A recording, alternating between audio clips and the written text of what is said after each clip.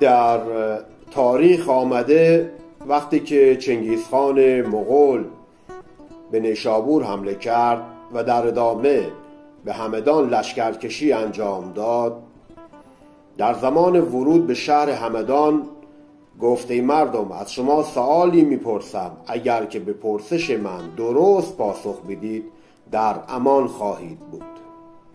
و پرسید: آیا من از جانب خودم آمده ام یا از جانب خدا؟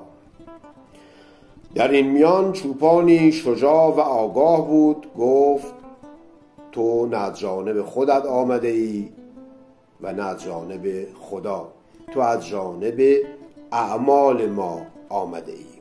وقتی که ما به افراد شجاع، لایق، دانا و با غیرت و وطن پرست بهایی ندادیم و به جای اون به افراد نالایق و نادان و ترسو و بی غیرت بها دادیم، نتیجهش میشه این و لشکرکشی شما به ایران.